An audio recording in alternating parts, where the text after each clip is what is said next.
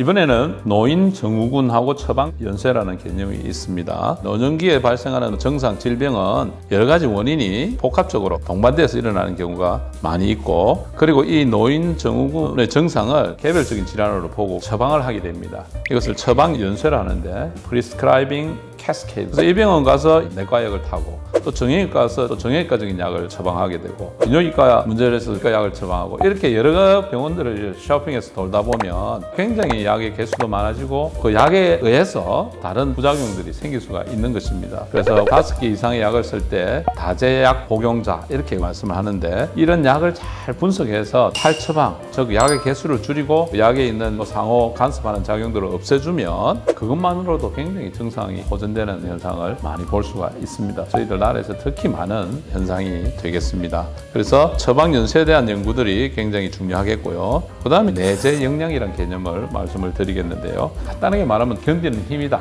이렇게 말씀을 드릴 수가 있고, 노쇠가 어느 정도 진행되면 인지가 떨어지고 우울감이 온다든지 삶의 질도 떨어지고 신체 기능, 영양 상태 등이 굉장히 나빠지는 악순환을 겪게 되는데, 젊을 때부터 노쇠 현상을 견딜 수 있는 내재 역량, 그런 것을 두텁게 해두면 나중에 노쇠가 오더라도 잘 견디며 건강한 삶을 유지할 수 있다는 개념이 되겠습니다. 다음은 노화 시계, 그 다음에 내재 역량, 그거에 대해서 말씀을 드리도록 하겠습니다. 노화 시계, 에이징 클락은 실제적으로 노화 정도가 어느 정도 되는지 측정하는 방법이 되겠는데요. 최근에 가장 발달된 분야가 스티브 호바스가 유전체 DNA에 붙은 메칠기의 패턴이 사람마다 굉장히 특징적으로 다르다는 것이죠. 이 메칠기가 그분이 살아왔던 삶의 흔적들이 누적이 돼서 패턴으로 나타난다고 합니다. 그래서 그것을 분석함으로써 이분의 에이징 클락, 즉 노화 시계를 측정할 수 있다는 것이 되겠습니다. 그리고 최근에 AI가 발전하니까 어떤 사람의 얼굴 사진이라든지 흉부 엑스레이라든지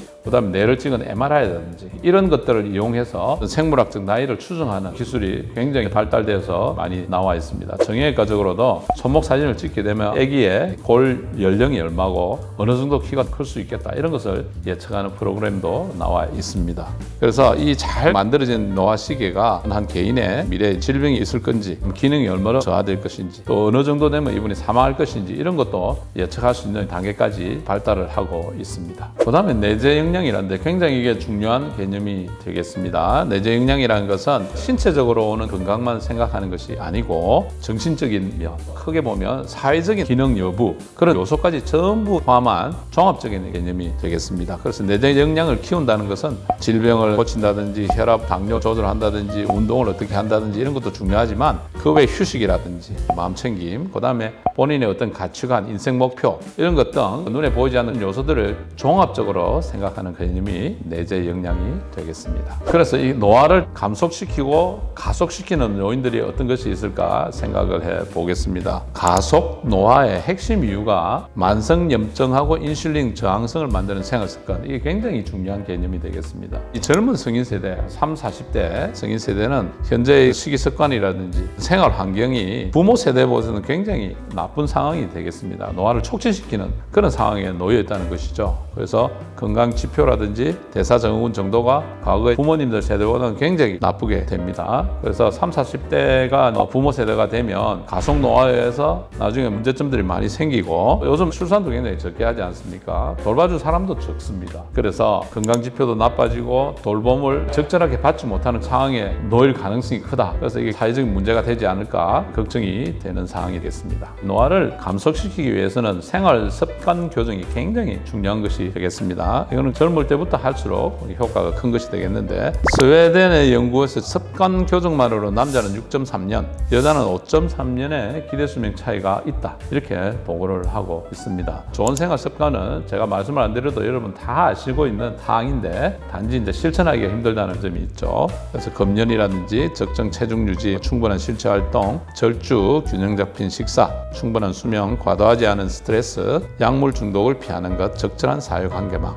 이렇게 요약을 할 수가 있겠습니다. 그래서 대사 과정으로 보는 인생의 세 가지 시기, 소아청소년기, 중년기, 노년기 이렇게 나눌 수가 있겠습니다. 그래서 소아청소년기의 특징을 보면 아시겠지만 성장 발달을 위해서 에너지가 엄청나게 필요할 때죠. 그리고 이제 20대 초반에서 30대 초반에 활발하게 생식 기능이 증가하게 되고, 이때는 성장 호르몬, 성 호르몬 수치가 굉장히 높게 되어서 기초 대사량도 높아져 있는 상태입니다. 그래서 쉽게 비만하거나 대사 과잉 관련 변화가 드물게 되어 있습니다. 그리고 중년기는 30대 중반부터 이야기를 할 수가 있는데, 이때부터 호르몬들이 감소하게 됩니다. 기초 대사량도 굉장히 감소하게 되고, 이때 중요한 것은 대사 과잉을 막는 게 중요하게 되겠습니다. 여러 가지 사회생활이나 습관들이 대사 과잉에 시달리고 체지방도 쉽게 증가하고 체중도 불고 그런 체질로 변하게 되는 것이죠. 이 시기에 활성화된 인슐린이 이제 노화 정도를 결정한다, 이렇게 한마디로 이야기하는 분도 있습니다. 인슐린 스파이크라고 이야기도 하는데, 초고 열량 식품들로 해서 가공한 식품들을 먹게 되면 몸에 인슐린이 확 올라가게 됩니다. 지속적으로 인슐린이 하이 레벨로 있게 되면 여러 가지 이제 문제가 생기고 노화도 촉진된다. 그래서 대사 과잉을 최소화하는 것이 노화 늦추는 전략이다. 그래서 대사 과잉이 우려되는 사람이, 그래서 고단백이 포함된 식품들, 건강식품 이런 걸 과량으로 섭취를 하게 되면 오히려 노화를 촉진시키는 거기 때문에 젊을 때 무작정 먹이면 좋지가 않을 수 있습니다. 자, 그 다음에는 노년기의 개념입니다. 60대, 70대 이상 되게 되면 동화 저항 상태가 된다고 합니다. 동화라는 것은 어떤 작은 분자를 키워가지고 큰 분자가 되게 만드는 게 동화라고 보시면 됩니다. 큰 분자가 작은 분자로 쪼개지는 것을 이화라 그러죠. 음식물이나 여러 가지 영양분을 섭취했을 때 신체 구조물로 되는 그런 동화 현상이 떨어지는 것이죠. 그래서 운동하고 영양을 섭취해도 근육이 빠집니다. 그래서 더욱더 충분한 단백질이 필요하다, 그렇게 생각을 하셔야 됩니다. 나이가 들어서 소식하시는 게 좋습니다. 이 틀립니다. 개념을 바꿔야 되는 것이, 오히려 단백질을 젊을 때보다는 좀 더 많이 섭취하는 것이 좋다. 젊을 때는 킬로그램당 1.0에서 1.2g 정도 본다면, 노인들은 1.5 내지 1.8g까지 더 많이 드시라고 권장을 하고 있습니다. 예를 들면 노년기에 있는 환자 중에 당뇨가 있어가지고 살도 많이 빠져 있고 당도 많이 올라가 있는 그런 분들이 있겠죠. 텔레비에 나오는 건강 프로를 보면 주로 어떻습니까? 고기는 안 좋으니까 채소 드시고 소식하시고 조심해야 됩니다. 그거 따릅니다. 그게 결국 악화되는 걸 봅니다. 오히려 그런 분들은 적절하게 단백질을 잘 먹고 골고루 잘 드시면서 운동을 해가지고 근육량을 유지하는 게 당뇨 수치를 조절하는 데 유리하다, 이렇게 생각을 하셔야 되는 것입니다. 이번에는 기대 수명에 대한 간단한 여러분들 질문을 하겠습니다. 미국에서 개발된 것인데요. 자, 이번에는 다면적인 내재 영양 관리를 위한 4개의 축에 대해서 말을 했습니다. 자, 첫 번째는 이동성입니다. 모빌리티인데요. 두 번째 기둥은 마음 건강이 되겠습니다. 스트레스가 굉장히 심할 때는 정신건강과 의사를 꼭 찾아주시기 바랍니다.